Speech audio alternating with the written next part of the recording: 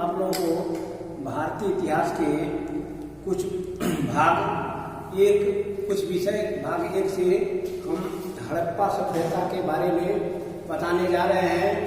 आप लोग जानते हैं कि प्राचीन जितनी भी सभ्यताएं हैं उनका विकास नदियों के किनारे हुआ, इसलिए हम प्राचीन सभ्यताओं को नदी घाटी की सभ्यता के नाम से जानते हैं।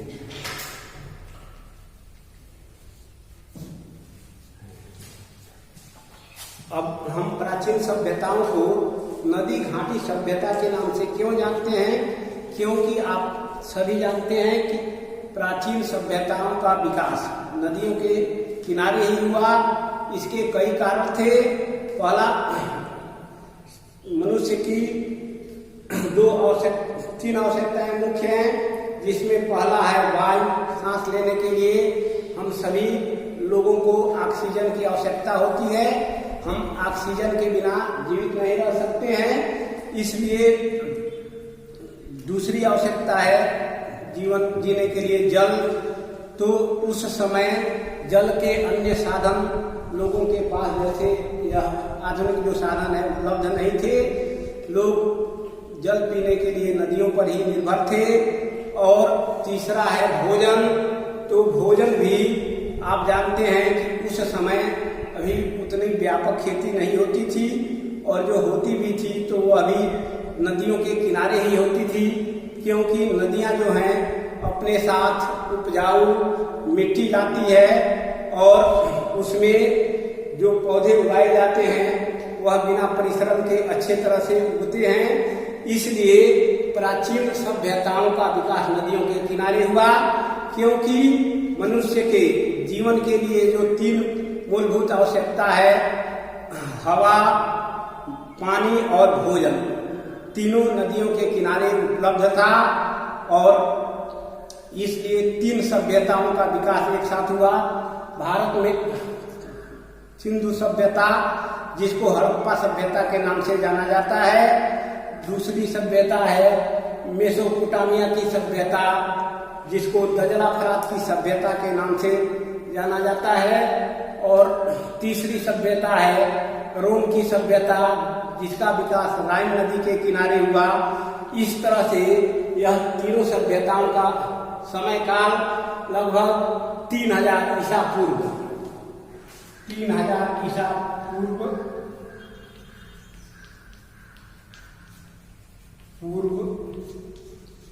के लगभग है।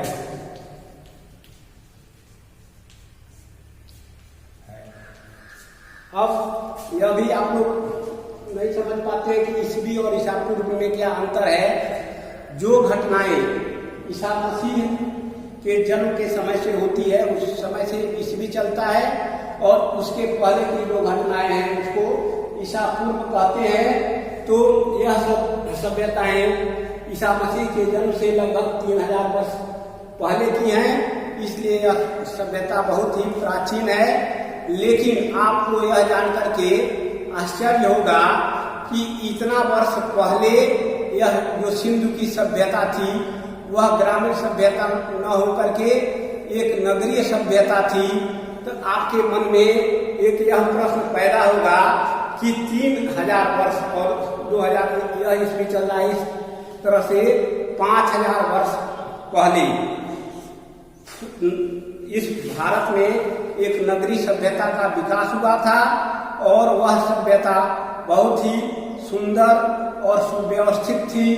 अब इस सभ्यता का ज्ञान हमको कैसे हुआ?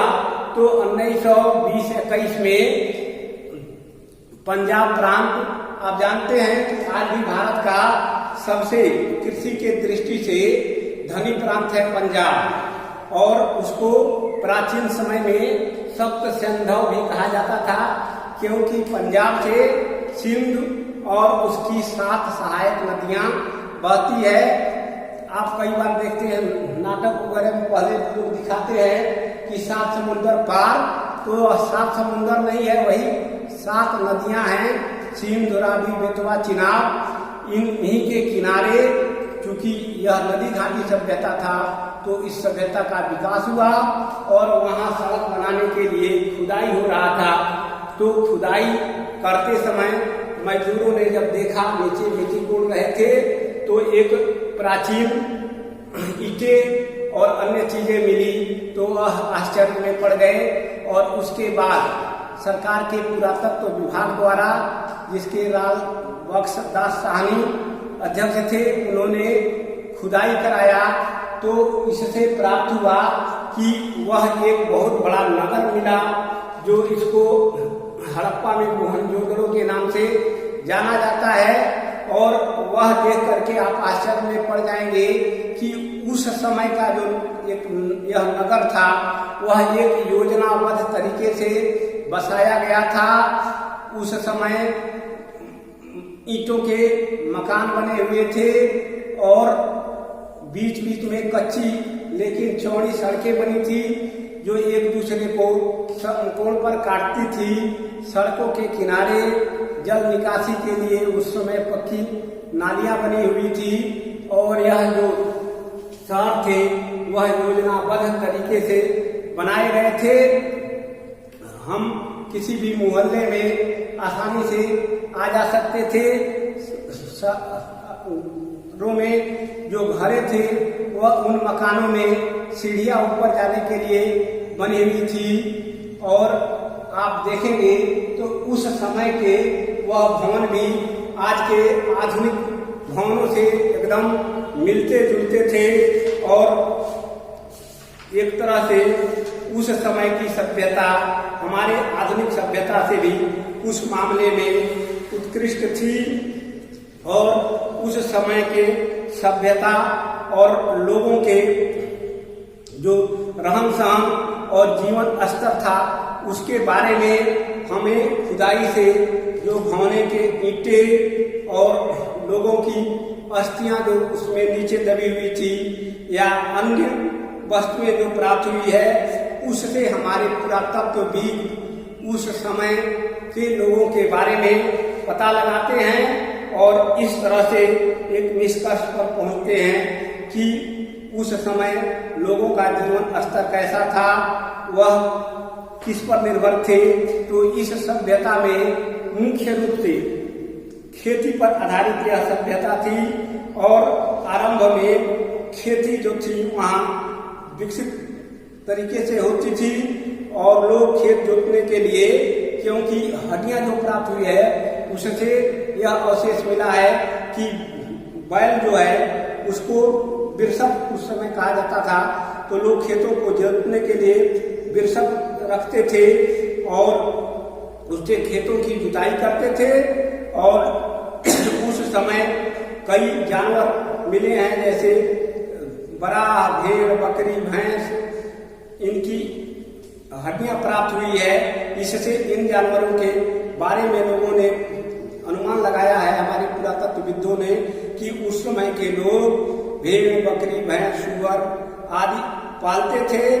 इसके अतिरिक्त लोग जानवरों का आखेट भी करते थे और जो मुख्य रूप से उस समय के अनाज मिले हैं उसमें यह मक्का है, गेहूं है, जौ है। जौ हमारे देश में बहुत प्राचीन समय से सफेद चना भी मिला है, तिल। इस तरह से आप देखेंगे कि कृषि जो है हमारे देश की प्राचीन समय से ही एक मुख्य आय का और जीवन निर्वाह का साधन रही है। और सिंधु सभ्यता के समय भारत की कृषि उन्नति दशा में थी। लोग परिश्रम से अनाज उगाते थे। उसके अतिरिक्त चूंकि यह सभ्यता नदियों के किनारे विकसित हुई थी तो लोग मछली को भी भोजन के रूप में प्रयोग करते थे और कई प्रकार के पेड़ पौधे जो नदियों के किनारे होते थे उनके फल का भी प्रयोग करते थे। और उस समय जो वस्तुएं एक दूसरे के पास नहीं होती थी उसको आज भी आदमी जो वस्तु नहीं है उसको खरीद कर लाता है, जिसको व्यापार कहते हैं। तो उस समय व्यापार जो होता था वह वस्तु विनिमय के द्वारा होता था। वस्तु विनिमय का मतलब यह होता है कि जैसे आपके पास गेहूं है, हमारे पास जौ है, तो आपको जौ की आवश्यकता है, हमारे पास हमको गेहूं की आवश्यकता है, तो दोनों क्या करते हैं, उसके बदले जौ दे देते हैं और गेहूं ले लेते हैं। कहने का मतलब वस्तु विनिमय का मतलब वस्तुओं की अदला बदली, जो आवश्यकता है उस वस्तु को ले लिया जाता है और जो नहीं है दूसरे को दे दिया जाता है। इस समय का व्यापार इसके उल्टा है। इस समय वस्तु विनिमय के जगह पर मुद्रा के द्वारा, पैसे के द्वारा वस्तुओं की क्रय बिक्री हो जाती है। लेकिन उस समय मुद्रा प्रणाली थी लेकिन उतनी विकसित नहीं थी, इसलिए वस्तुओं के द्वारा ही लोग व्यापार करते थे। खुदाई से अनेक मुहरे और सिक्के प्राप्त हुए हैं, उससे भी उस समय के व्यापार के बारे में पता चलता है। उस समय यह ताम्र युग और कांस युग भी इसको कहते हैं। तांबे और कांसे का ज्ञान लोगों को हो गया था और उसके बर्तन और अन्य वस्तुएं मिलती थी। उस समय हड़प्पा सभ्यता में नालों का विशेष रूप से निर्माण होता था और जो घर बनते थे वह बहुमंजिली, 2-3 मंजिली घर भी बनते थे और घरों में आंगन, खाना पकाने के लिए रसोई घर और गर्मी तथा शुष्क मौसम का ध्यान रख करके घर बनाए जाते थे। घर जो के फर्श ईंटों से बनाए जाते थे और हर घर में पानी निकासी के लिए नालियां होती थी, स्नानागार होते थे, रसोई घर होता था। इस तरह से आप देखेंगे प्राचीन भारत में भी यह सभ्यता बहुत ही विकसित और उच्च कोट की थी। सार्वजनिक भवन भी होते थे, अनाज रखने के लिए बड़े बड़े अनाज गृह लोग बनाते थे और एक सार्वजनिक मोहनजोदड़ो में स्नानागार भी प्राप्त हुआ है। लोग उस समय प्राकृतिक जैसे सूर्य, हवा, जो प्राकृतिक वस्तुएं हैं उसको की पूजा करते थे और यह सभ्यता बहुत ही विकसित और उच्च कोट की थी। हो गया और इस तरह से इस सभ्यता के बारे में आगे और आप लोगों को जानकारी देंगे। तब तक प्रिय बच्चों, हड़प्पा सभ्यता के बारे में इतनी जानकारी आप लोग इसको तैयार कीजिए। अगले